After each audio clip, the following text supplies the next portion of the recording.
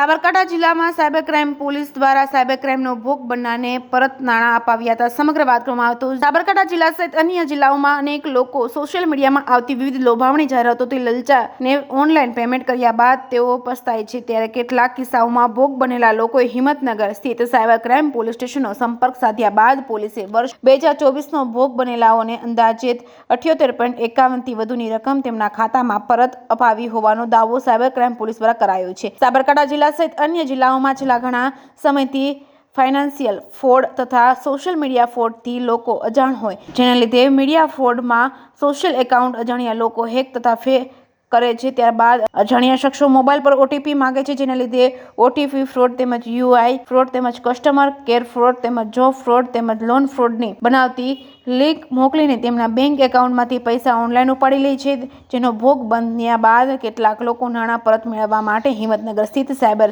Helpline number 1930માં ફરિયાદ કરે છે। ત્યારબાદ સાયબર ક્રાઇમ પોલીસે ભોગ બનનાર પાસેથી વિગતો મેળવી તપાસ કરે છે, જેના આધારે સાયબર ક્રાઇમ પોલીસ સ્ટેશનના અધિકારીઓએ વર્ષ 2024ના કોર્ટ મારફતે અંદાજે રૂપિયા 78,51,320 માંથી 30,87,509 ભોગ બનનારના બેંક ખાતામાં પરત અપાવ્યા છે। જેથી પોલીસે સાયબર ક્રાઇમનો ભોગ ન બનવા માટે અજાણ્યા લોકો સાથે મોબાઈલ પર વાત કરવાનું ટાળવું જોઈએ, પાસવર્ડ પ્રોટેક્શન તેમજ એન્ટી વાયરસ સોફ્ટવેરનો ઉપયોગ તથા ઓપરેટિંગ સિસ્ટમ સતત અપડેટ કરવી જોઈએ। મોબાઈલ ગુમ થાય તો તરત જ તમામ એકાઉન્ટના પાસવર્ડ બદલી નાખવાનો આગ્રહ રાખવો જોઈએ। જે કેસ ગુજરાતી સાથે અશોક નાઈ, સાબરકાંઠા। જેમ ડિજિટલી આપણે પ્રગતિ કરતા જઈએ છીએ તેમ સાયબર ફ્રોડનું પ્રમાણ પણ વધતું જાય છે। ગુજરાત સરકારે સાયબર ફ્રોડની કમ્પ્લેન કરવા માટે 1930 નંબર જાહેર કર્યો છે, જેના પર જે લોકો સાયબર ક્રાઇમનો ફ્રોડનો ભોગ બન્યા છે તેવા લોકો ફરિયાદ કરી અને પોતાનો ટિકિટ નંબર જનરેટ કરાવી શકે છે અને આગળની કાર્યવાહી બાદમાં કરવામાં આવે છે। સાબરકાંઠા જિલ્લામાં વાત કરું તો આપણે અલાયદું સાયબર ક્રાઇમ પોલીસ સ્ટેશન આપણે ઊભું કરેલું છે, જેમાં સાયબર ફ્રોડને લગતી અને સાયબર ક્રાઇમને લગતી તમામ ફરિયાદોની તપાસ કરવામાં આવે છે। સાયબર ફ્રોડની જો વાત કરીએ તો અત્યાર સુધીમાં કુલ 1223 જેટલા અરજદારો જે સાયબર ક્રાઇમ ફ્રોડનો ભોગ બનેલા છે તેના 2,61 લાખ રૂપિયા આપણે ફ્રીઝ કરાવેલા છે। એટલે કે એ લોકોના જે ચીટિંગ થયેલા જે નાણાં છે એ આપણે બેંકમાં ફ્રીઝ કરાવી દીધા છે, આગળ એ લોકો ઉપાડી શક્યા નથી।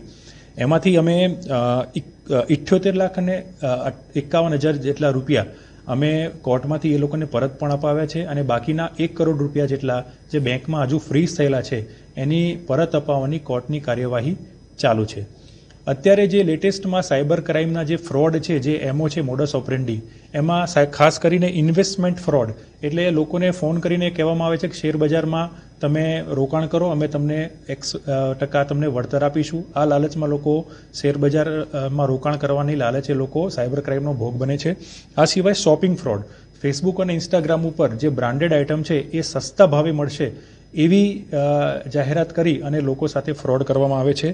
પૈસા ક્રેડિટ થયા છે ભૂલથી તમારા ખાતામાં એવો એક મેસેજ આવે છે, બાદમાં એક લિંક મોકલવામાં આવે છે કે આ લિંક ઉપર તમે ક્લિક કરી અને એ પૈસા તમે ખાતામાં પરત આપી શકો છો।